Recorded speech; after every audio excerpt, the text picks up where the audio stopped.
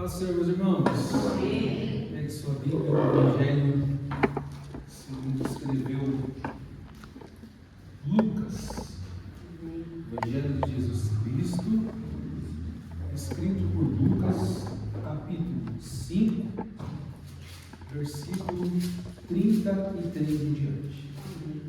Evangelho de Jesus Cristo, escrito por Lucas, capítulo 5,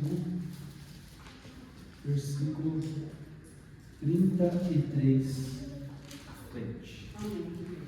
Se você encontrou, você pode dizer um amém? Amém. Vamos ler. E lhe disseram: por que jejuam os discípulos de João muitas vezes e fazem orações e semelhantes aos discípulos dos fariseus? Mas os teus comem e bebem. E ele lhes respondeu: podeis fazer com que os convidados das núpcias jejuem enquanto o noivo está com eles? Mas dias virão em que lhes será tirado o noivo, e então naqueles dias eles jejuarão. E ele também citou uma parábola para eles: nenhum homem põe um pedaço de uma roupa nova sobre uma roupa velha. Do contrário, a nova rasga e há anos, e o pedaço que foi tirado da nova não combina com a velha. E nenhum homem põe vinho novo em odres velhos. Do contrário, o vinho novo romperá os odres e se derramará os odres e se perderão. Mas o vinho novo deve ser posto em odres novos, e ambos são preservados. E nenhum homem, tendo bebido vinho velho, quer logo o novo, porque ele diz: o velho é melhor. Pode se assentar? Já essa é a terceira parábola da qual o Espírito Santo tem inspirado no meu coração. Na terça-feira, quando a gente estava orando, ele veio essa parábola aqui ao coração, trazida pelo Espírito Santo, e eu comecei a ler, meditar nela, para falar hoje para vocês. A última eu falei a primeira sobre as 10 virgens, depois eu falei, vocês lembram sobre qual? Memória tá gente. Falei sobre o mordomo e os dois comportamentos. E hoje é sobre vinho novo, odres novos, remendo novo e roupas velhas. Essa parábola ela aparece nos 3 evangelhos distribuídas, com poucas diferenças entre si. Como eu falei na sexta, você encontra as parábolas em outros evangelhos e algumas vezes muda o contexto, muda quando que ela foi dita, mas é mais porque Jesus contou parábolas mais de uma vez. E aí os escritores dos evangelhos, eles escrevem ele em determinados momentos e tempos diferentes. Essa aqui é uma parábola que tem pouca diferença entre os contextos, os dias em que foram faladas. Nos evangelhos que ele aparece, sempre vem a parábola após essa mesma pergunta sobre o jejum. Alguém faz a pergunta a Jesus sobre os discípulos de João, os discípulos dos fariseus e os discípulos de Jesus. No evangelho de Mateus, ele vai dizer que os discípulos de João perguntam a Jesus. Aqui ele deixa a pergunta em aberto, em não dizer quem foi que fez, mas a pergunta é a mesma. Existiam os discípulos de João, os discípulos dos fariseus e os discípulos de Jesus. Os 2 discípulos de João e dos fariseus, eles jejuavam. Já os discípulos de Jesus, eles não viam o jejum. Eles não falavam sobre jejum, não viam eles jejuando. E aqui nessa parábola, já de início, Jesus não vai falar contra o jejum. Ele não vai banir o jejum. Ele só vai explicar o contexto da pergunta que eles fizeram. Aqui nós temos a cultura na igreja de jejuar nos dias de culto, no jejuar durante a semana, que não é uma prática em muitas outras igrejas. Algumas outras igrejas, o jejum ele é falado pouco, é ensinado pouco e feito muito menos ainda. Então nós temos a cultura do jejum semanal. E existia o jejum do tempo de Jesus, o primeiro grupo dos fariseus, que eles jejuavam 2 vezes por semana. Eles jejuavam ali e Jesus, você vai lembrar, lembrar uma passagem muito linda em que Jesus vai falar sobre a oração do Pai Nosso.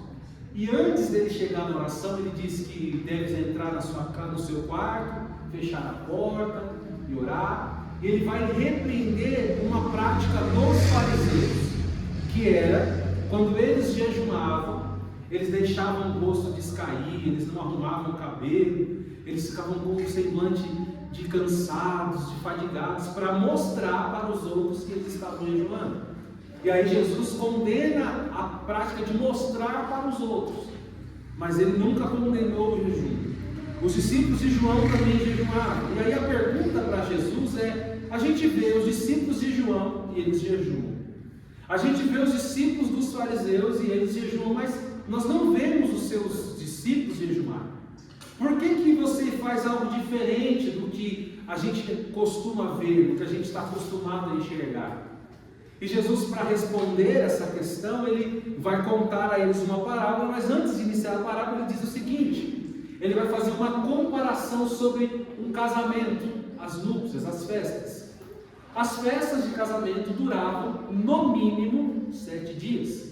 Então, a festa que acabava mais rápido, de casamento, durava 7 dias. Então, quem disse a festa foi rápida, acabou rápido. Quanto tempo? Foi só 7 dias. 7 dias seguidos era a menor festa. Então Jesus vai falar o seguinte: você vê alguém, enquanto está na presença dos noivos, jejuarem, não comerem, não beberem na festa? Eles dizem: não, claro que não, porque é um período em que a gente tem lá para festejar, para comer e para beber. Jesus diz: exatamente, os meus discípulos não jejuam porque eles estão na presença do noivo, eles estão na minha presença. Mas vai chegar o dia em que eu não vou estar mais com eles. E aí, quando eu não estiver mais com eles, aí eles vão jejuar.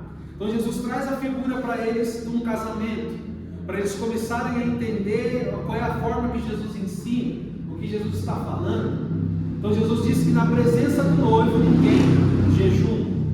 Assim, quando o noivo vai embora, então eles vão passar a jejuar. Então Jesus não proibiu o jejum, não condenou o jejum, mas disse que naquele contexto, naquele momento, os seus discípulos não tinham por que jejuar, porque eles estavam vendo eles. Só que a maneira como que os discípulos enxergavam Jesus era diferente da maneira que as demais pessoas viam Jesus. Então, uns viam Jesus de uma determinada maneira como alguém que pervertia a lei, que não jejuava, que não cumpria a lei. E outros vai se apresentar, os discípulos vai ver Jesus como o Salvador, com uma diferença. Então, por isso que eles questionavam Jesus. Para alguns, Jesus era apenas mais um mestre, mais um ensinador. João, ele começou a pregar no deserto, ele tinha discípulos. Os fariseus, eles estudavam, até se tornarem fariseus, e eles também tinham discípulos. E os seus discípulos seguiam os seus ensinamentos.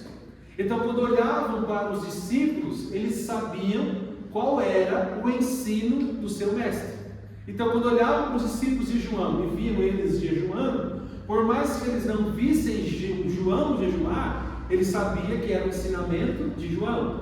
Quando eles olhavam para os fariseus, eles viam que os seus discípulos jejuavam, então já entendiam que era o seu ensino. Jesus, em uma outra parábola, vai falar sobre o publicano e o fariseu. E o fariseu, em sua oração, ele diz: olha, eu jejuo 2 vezes por semana, eu dou meu dízimo. Por aí ele vai falando e desconsidera o publicano. Então vem aí a cultura do jejum. Jesus fala para eles: os meus discípulos, enquanto eles estiverem comigo, enquanto eles estiverem na terra, eles estão me vendo, eles não vão jejuar. Mas a partir do momento, a partir do dia que eu for embora, aí começaremos a jejuar. Eles começarão a jejuar.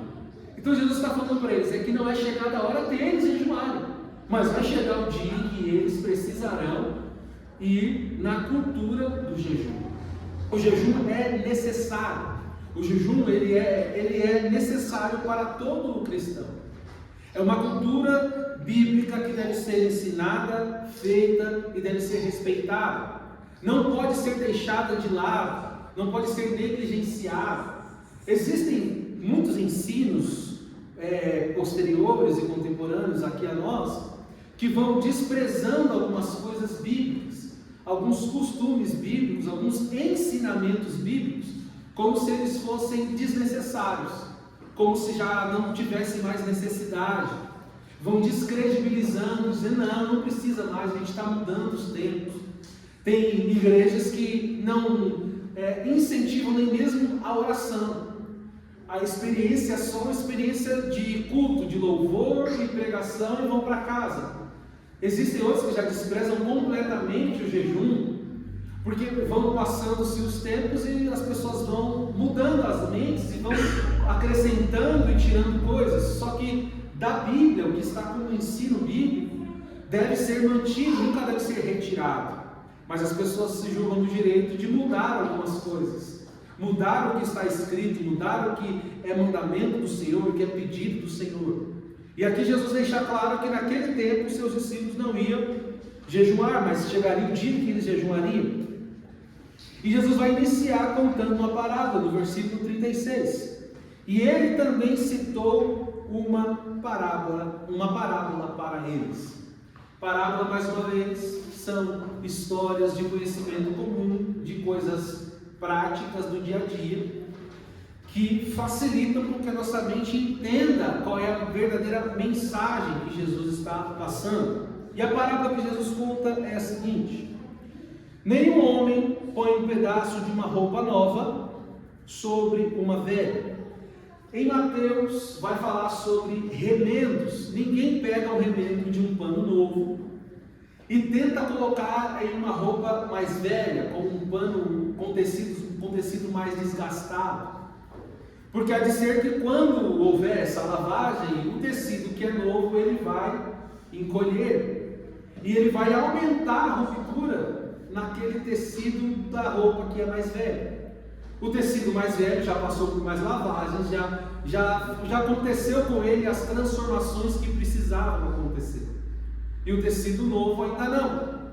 Então não daria para você pegar uma roupa que já é velha, que já foi lavada várias e várias vezes, que já passou por todas as transformações que o tecido vai sofrendo durante o tempo, e colocar lá um remendo de um tecido novo. Porque quando você costurar, vai ficar ali por um tempo, mas a primeira lavagem, esse tecido mais novo vai encolher, ele vai passar por uma transformação, e aí ele vai puxar completamente a costura que está no tecido velho, e vai aumentar o rasgo no tecido velho. Então Jesus está falando sobre duas coisas. Olha, vocês não podem querer colocar aí coisas novas em roupas velhas. Mas claro que Jesus não está falando de remendo de roupa, Jesus está falando de roupa em si. Jesus está falando sobre o judaísmo, sobre os ensinos que eles tinham e o que Jesus estava ensinando. Logo no início da mensagem eu falei sobre Jesus falar do jejum dos fariseus, que era costume deles jejuar e demonstrar para as pessoas que eles estavam em jejum. E com essa tentativa de mostrar, eles queriam arrancar das pessoas algumas percepções. As pessoas olhariam e diziam: nossa, já é o segundo dia da semana que eu vejo que esse homem está jejuando. Como ele é fervoroso, como ele é rigoroso na questão aí judaica, ele respeita a Torá. E aí ele lograva um elogio, um êxito para ele. Quando ele jejuava e deixava o rosto desfigurado, as pessoas olhavam e podiam até entender: parece que ele está até sofrendo com o jejum, parece que é uma coisa terrível.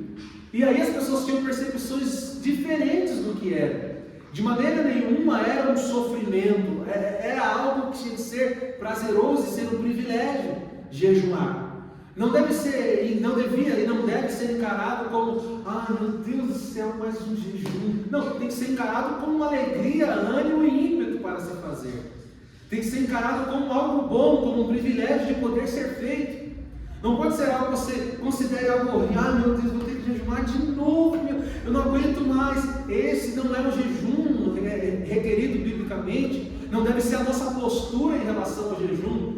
Deve ser recebido com ímpeto, alegria e com saber que é um privilégio poder fazê-lo. E os fariseus tinham essa prática de, além disso, eles iam para as praças. Então eles começavam o jejum, aí não arrumavam o cabelo, não arrumavam a roupa, deixavam o rosto descaído, triste, e ia para as praças, para as pessoas olharem e dizer: olha, lá vai mais um jejuando. E aí Jesus começou a combater isso, dizendo: vocês precisam entender que quando vocês jejuarem, não pode fazer como os fariseus fazem, porque não são para as pessoas. Você não está jejuando para seres humanos.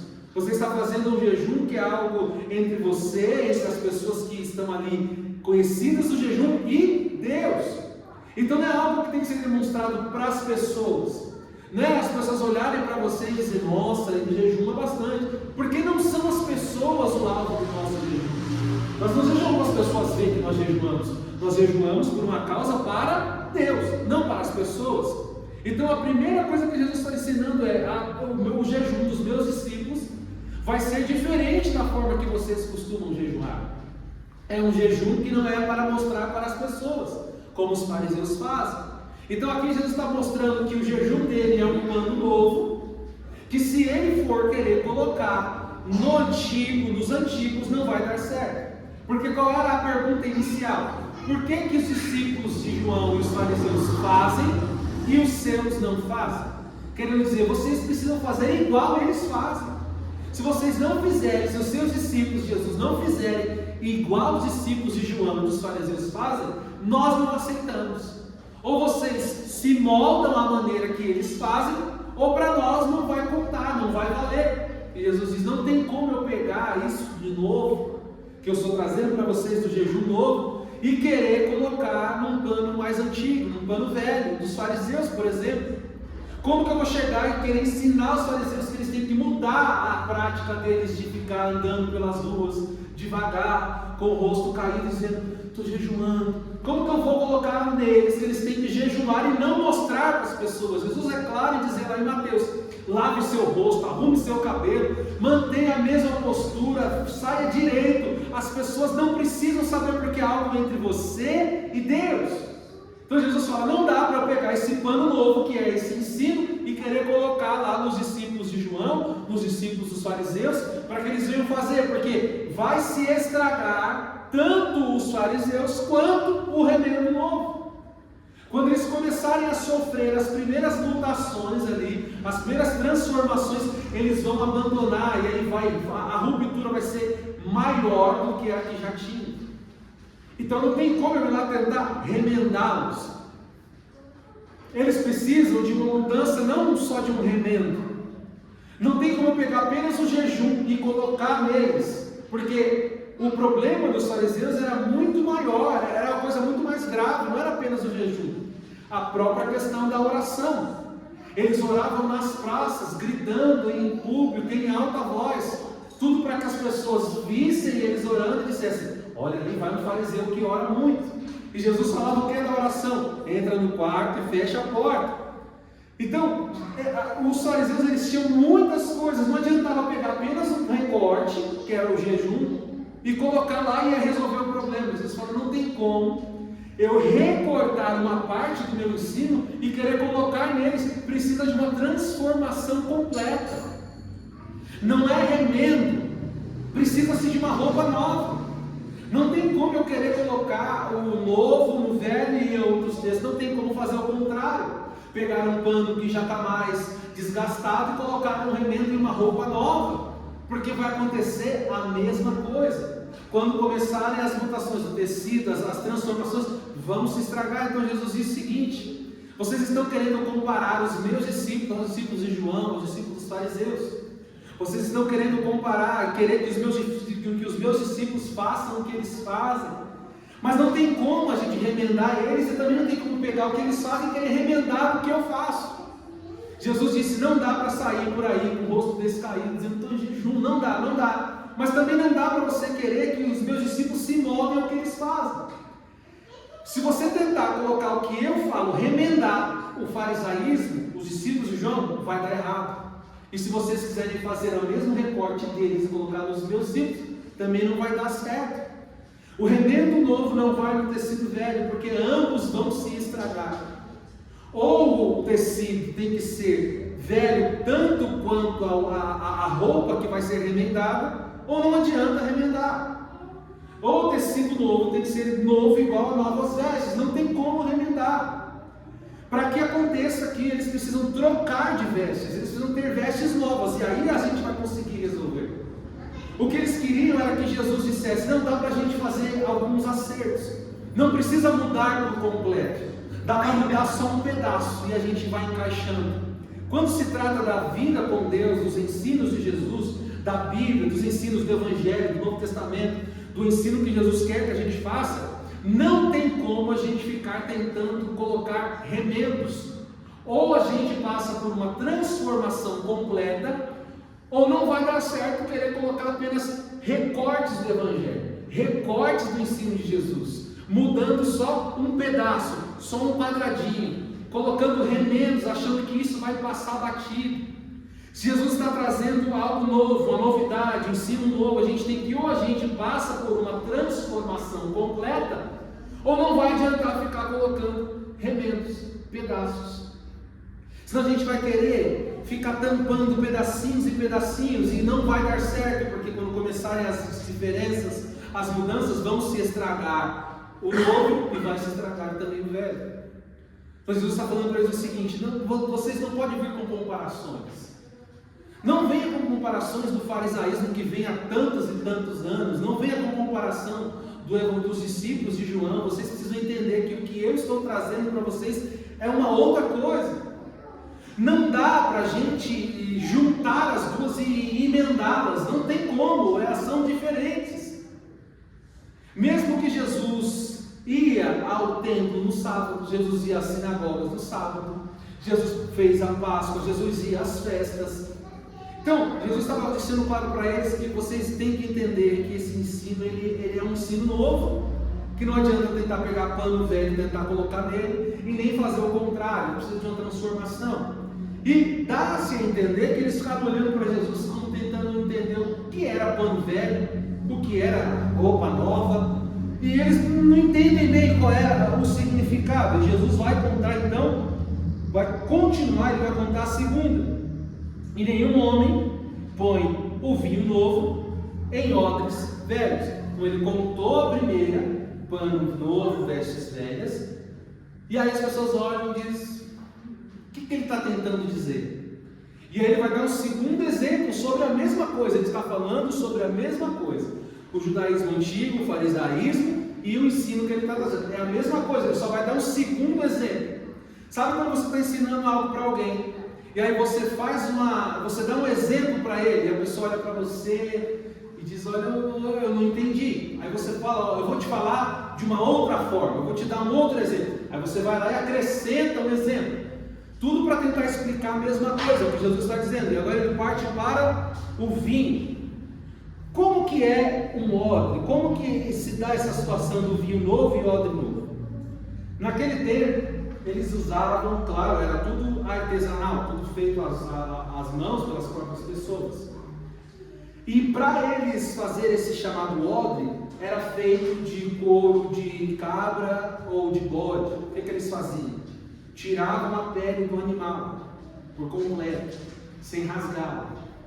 Fazia a limpeza dela total por dentro, por fora, limpavam, deixavam secar no sol. Costuravam ela e deixavam a parte do pescoço como se fosse a parte de cima, um gargalo de uma garrafa. Então a parte do pescoço era a parte da entrada. E o vinho aqui era aquele vinho que eles faziam lá, passavam as uvas e tinha que esperar ele fermentar. Então o que eles faziam? Pegavam lá, faziam o odre da pele do animal, costuravam tudo direitinho, deixavam apenas a parte de cima para colocar o vinho.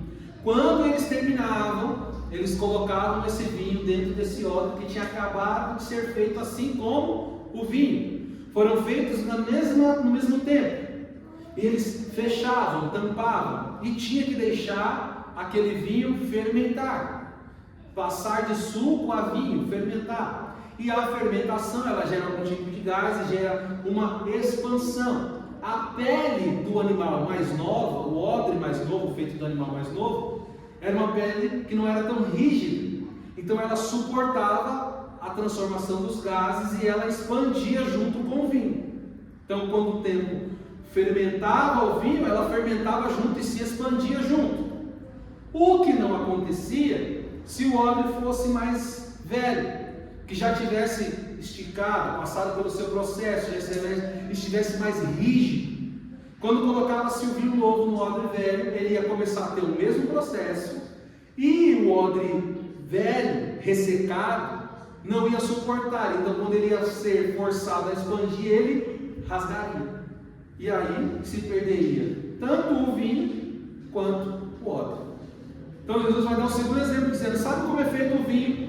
Sabe como é feito o odre? Isso era muito fácil na mente deles, porque era conhecido. Diferente de nós, claro, os nossos processos são diferentes, são outros processos, não é tão comum, por isso que cabe a explicação. Então, na mente deles, eles sabiam: o odre eu sei como é feito, eu sei que é colocado um vinho lá, e eles vão junto, o odre expande, o vinho fermenta, e não tem problemas. Pronto. Eles olham para Jesus e começam a entender o que Jesus está dizendo. Vocês têm que entender que isso que eu estou falando para vocês é um vinho novo, é algo novo, é uma alegria nova, é um ensino novo, que não tem como a gente pegar esse ensino novo e colocar ele lá dentro do judaísmo, dentro dos discípulos de João, porque esse ensino ele é novo, e assim como todo o ensino, ele vai expandir, ele vai crescer mais, ele vai ser maior do que é hoje, ele vai passar por transformação, vai ficar muito mais, ele vai ficar muito mais excelente, vai ficar melhor do que esse. E se a gente tentar colocar ele dentro desse ensinamento dos fariseus, até dos discípulos de João, não vai suportar. Vai se perder o ensino, vai se perder também o próprio odre, que era o ensino dos fariseus. E aqui Jesus começa a fazer eles entender que não era uma confusão, que não tinha uma guerra de gerações, que não era uma coisa que Jesus estava tentando acabar com a lei, destruir a lei. Não, ele estava dizendo que não, era simplesmente que eles tinham que entender que não dava para colocar algo novo dentro de um odre velho, porque rasgaria, eles iriam perder o odre, e junto com o odre perderia também o ensino. Porque esse ensino vai expandir, ele vai passar por transformação. Ninguém pode colocar um vinho novo num odre velho, e também não pode fazer o contrário. Os vinhos novos têm que ser postos em odres novos, e os vinhos velhos em odres velhos, e não precisa mudar, porque senão você vai causar mais problemas do que soluções. Tem situações que, se a gente for tentar forçar uma mudança de maneira forçada, de maneira agressiva, a gente causa mais males do que bem.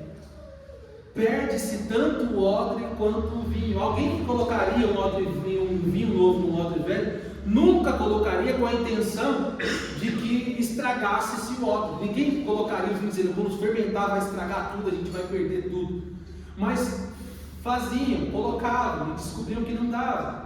Talvez alguém, por desconhecimento, ele tenta colocar coisas onde não cabe, tenta fazer o que não pode, forçando situações, forçando momentos, dizendo: não, vai ter que caber, vai ter que aprender, vai ter que ser desse jeito, e você acaba estragando tudo. Você perde tanto o que é novo quanto o que é velho, tanto o odre quanto o vinho. Jesus diz: os odres velhos são para os vinhos velhos, e os odres novos para os vinhos novos. Não tenta querer modificar. Se a transformação não acontecer junto em processo tanto do odre quanto do vinho, se perde. Então vamos entender que precisa ser odres novos e vinhos novos. Não dá para ficar forçando. Eles olham para Jesus e começam a entender o que Jesus está dizendo. Vocês estão querendo me colocar dentro do farisaísmo, me encaixotar dentro do farisaísmo, dizendo: fique aí, se você sair daí a gente não aceita. Eles queriam colocar Jesus e seus discípulos dentro de um molde já conhecido, forçando eles a fazer o que eles queriam, o que eles acreditavam, e não tinha como, não tinha como eles fazerem isso. E a gente olha para esse texto, entendendo a história do contexto, parece que é distante de nós, parece que é uma realidade que não é a que a gente vive. A gente não convive com fariseus, a gente não convive com discípulos de João, a gente convive num outro tempo. Mas assim como o vinho ele vai passando por essas e se tornando melhor a cada dia, melhor a cada tempo, o vinho novo, o ensinamento novo, ele vai melhorando com o tempo. Só que nós, quando começamos a caminhada cristã, e a gente vai passando o tempo, as pessoas perdem a ideia, não conseguem acompanhar que a Bíblia, a palavra de Deus, ela não é uma palavra dita como um livro escrito há 2 séculos atrás. Alguém foi lá escrever um livro e está lá o livro até hoje. A palavra de Deus, ela traz na própria Escritura, dizendo que ela é viva e eficaz. Então ela é viva, então ela está em movimento, e ela é eficaz. Enquanto ela se movimenta, ela tem efeitos. Há um pregador dos séculos passados que diz que a Bíblia ela é mais atual do que o jornal de amanhã. Por mais que na Bíblia não esteja escrito que a palavra se renova a cada manhã, a Bíblia diz que as misericórdias do Senhor se renovam a cada manhã.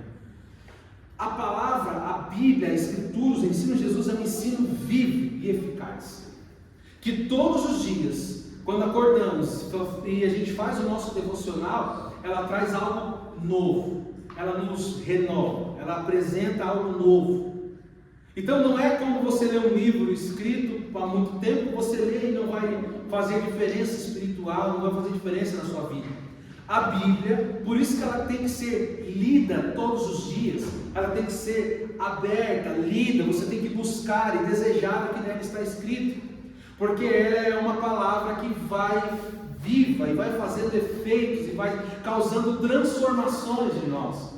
Assim como o vinho colocado dentro do odre causava transformação de dentro para fora, então o vinho fermentava dentro do odre e expandia o odre. Ele era a transformação de dentro para fora. Então a transformação química acontecia dentro, mas se evidenciava no odre, fora. Assim é a palavra. Quando ela entra em nós como uma espada mais penetrante do que 2 fios, ela causa uma transformação de dentro para fora. Ela vai causar a nossa expansão, a nossa melhora, o nosso crescimento. Assim como o vinho fermentava e o odre expandia, a palavra é para nos expandir, nos fazer crescer, sair do mesmo nível que a gente está. Desde quando a gente aceitou a fé, desde o dia que a gente aceitou Jesus, levantou a mão, aceitou Jesus, a gente permanecer no mesmo lugar, significa que a palavra ela não está fazendo efeito em nós. Nós não estamos caminhando numa crescente. Nós não podemos aceitar que esta palavra não cause efeitos na gente a ponto de nos fazer crescer, nos fazer aumentar o nosso nível de conhecimento, de intimidade com Deus.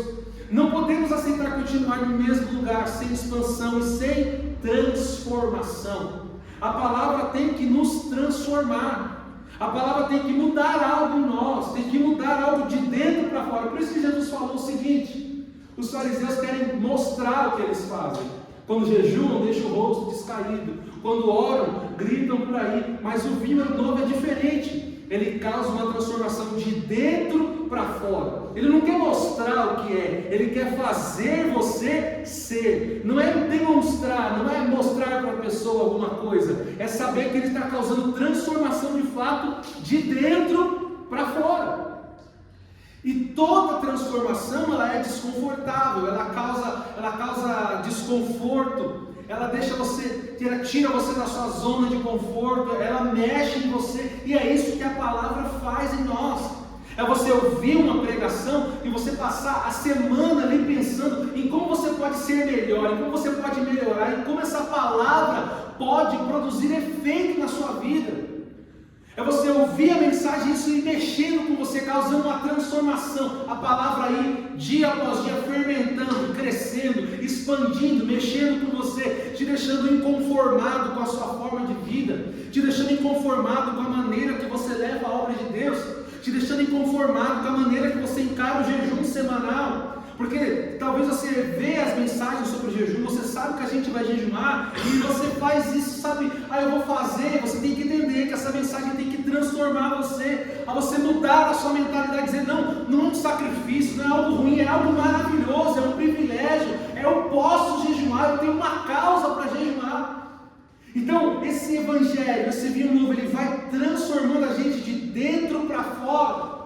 E por que de dentro para fora? Porque não é a importância do que as pessoas veem, é o que precisa ser mudado em nós.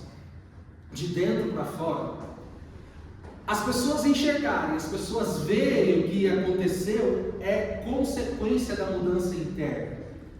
Mas não mudar o que é por fora e dentro continua a mesma coisa. Jesus atacava muitas aparências. Jesus chegou a comparar os fariseus a sepulcros caiados, que eram sepulcros o quê? Era um sepulcro velho, cheio de impurezas dentro, e aí eles iam fora e pintavam de branquinho, ficava lindo, maravilhoso, mas por dentro não mudou nada. Então Jesus falou, não é desse jeito. Esse vinho novo, esse odre novo, tem que estar em você, você tem que aceitar também a transformação, aceitar a expansão, aceitar o ensino. Por quê? O que acontece, o que acontecia se o vinho novo fosse lá no odre velho? O que acontecia? Perderia-se o odre, porque o odre não aceitava a transformação e a expansão e se rasgava. Se nós passarmos a vida na igreja, ouvindo as palavras, ouvindo os ensinamentos, e não aceitando o que a transformação de Deus traz para nós, a gente vai acabar se perdendo. Porque Deus fala o que a gente precisa melhorar, Deus traz a palavra o que a gente precisa resolver, e a gente é rígido, a gente não aceita ser tratado.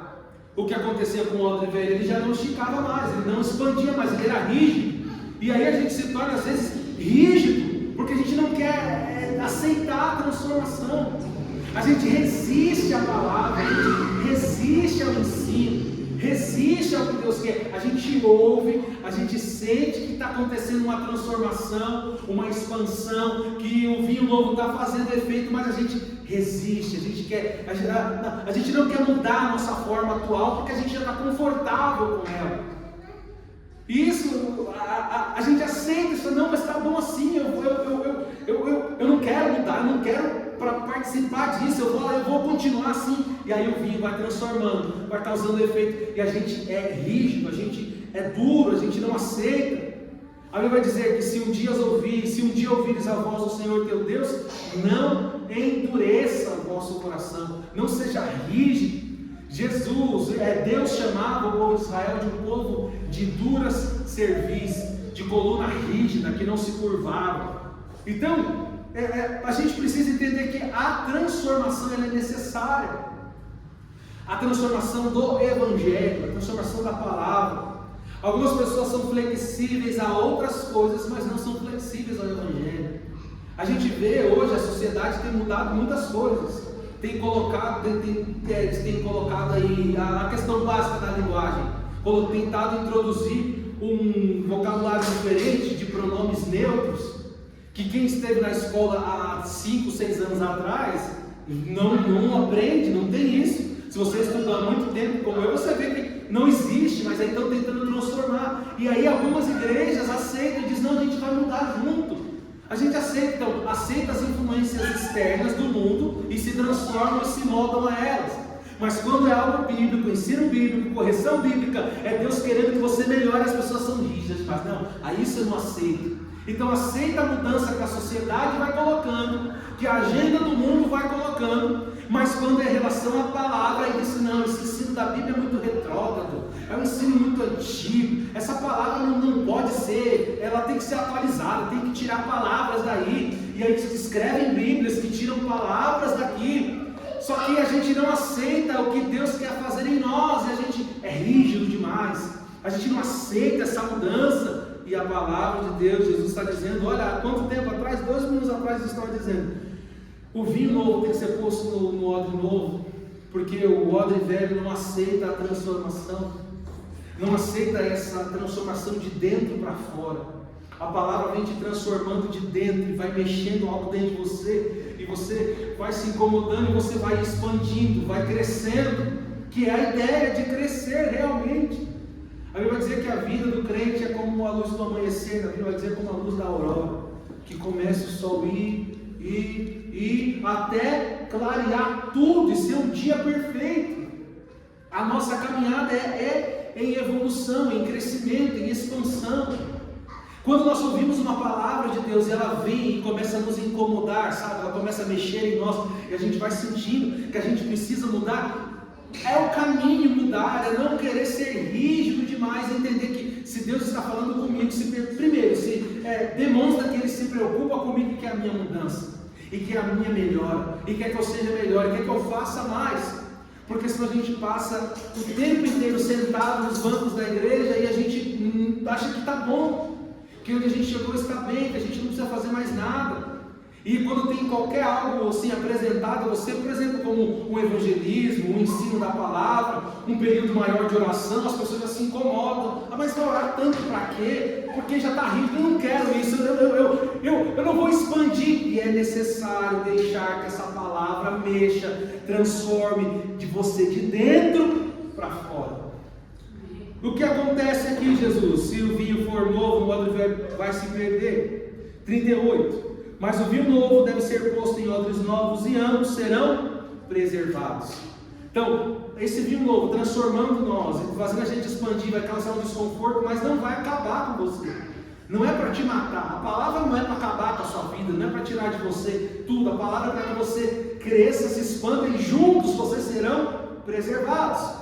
E no 39 Jesus completa e diz: e nenhum homem, tendo bebido vinho velho, quer logo o novo, porque ele diz, o velho é melhor.